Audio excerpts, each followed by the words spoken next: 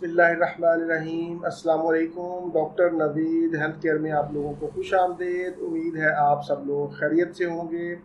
आज का हमारा प्रोग्राम मैदा और दिमाग के तमाम मसाइल से निजात हासिल करने का वाहिद तरीका पर है। आज मैं बात करूंगा आंतों और पेट के बैक्टीरिया पर। पेट में मौजूद इन बैक्टीरिया का हमारी सेहत के साथ बहुत ही गहरा ताल्लुक है। पेट और आंतों में अच्छे और बुरे दोनों तरह के बैक्टीरिया पाए जाते हैं। पेट में इन बैक्टीरिया का तवाज़ुन अगर बिगड़ जाए तो हम मुख्तलिफ बीमारियों का शिकार हो जाते हैं। आज के प्रोग्राम में आपको बताया जाएगा कि अच्छे बैक्टीरिया को कैसे इम्प्रूव करके हम अपनी सेहत को बेहतर कर सकते हैं और बुरे बैक्टीरिया को कैसे भगा सकते हैं।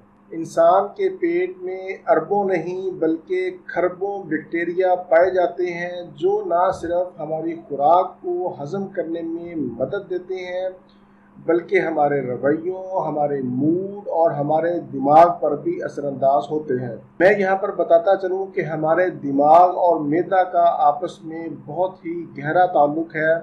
दोनों में से जब कोई एक चीज़ ख़राब होगी तो उसका असर लाजमी तौर पर दूसरी पर पड़ेगा। अगर हमारा मैदा ख़राब है तो लाजमी बात है कि इसका असर हमारे दिमाग पर होगा, और अगर हमारा दिमाग ख़राब है तो फिर इसका असर हमारे मैदे पर होगा, हमारा मैदा डिस्टर्ब होगा। मैदा के अंदर अगर इन बैक्टीरिया का तवाज़ुन बिगड़ जाए तो हम मुख्तलिफ़ तरह के ज़हनी अमराज का शिकार हो जाते हैं। मसलन शिज़ोफ्रेनिया, ऑटिज़म और ओसीडी वगैरह के अमराज काबिल ज़िक्र हैं। अगर बुरे बैक्टीरिया हमारे पेट में ज़्यादा होंगे तो उससे हमारा मैदा ख़राब होगा। मैदा में गैस, तेज़ाबियत, जलन, बदहज़मी की कैफियत होगी। कभी मोशन लग जाएंगे और कभी कब्ज़ की शिकायत होगी। मैदा के अंदर सोजश आ जाती है। इससे आपका वज़न बढ़ भी सकता है और कम भी हो सकता है। हर वक्त आपको थकावट महसूस होगी, अपने आप को थका हुआ महसूस करेंगे, आपकी नींद भी डिस्टर्ब होगी, जिल्द पर खारश और बेचैनी की कैफियत होगी, और सबसे बढ़कर ये कि आपका इम्यून सिस्टम डिस्टर्ब होता है। आपकी कुव्वत मुदाफ़ियत कम होती है, जिसकी वजह से बहुत सी बीमारियां आपके ऊपर हमला आवर हो जाती हैं या हो सकती हैं। अब सवाल ये पैदा होता है कि हम इन बुरे बैक्टीरिया से कैसे जान छुड़ाएं, अच्छे बैक्टीरिया को कैसे बढ़ाएं।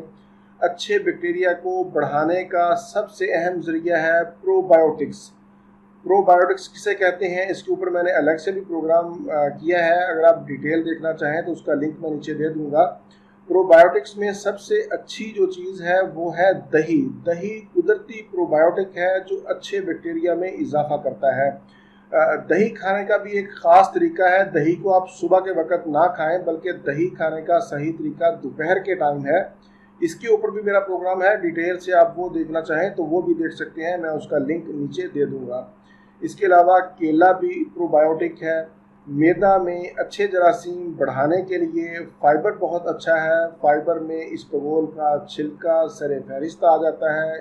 अब मैं आपको बताता हूँ कि इसकी एहतियाती तदाबीर क्या है। एहतियाती तदाबीर में ये है कि आप एनिमल फूड का इस्तेमाल कम से कम करेंगे, बेकरी अशिया का इस्तेमाल आप कम से कम करेंगे, नहीं करेंगे, और अपने तौर पर अंधाधुंध एंटीबायोटिक्स का इस्तेमाल नहीं करेंगे। एंटीबायोटिक अच्छे बैक्टीरिया को मारते हैं।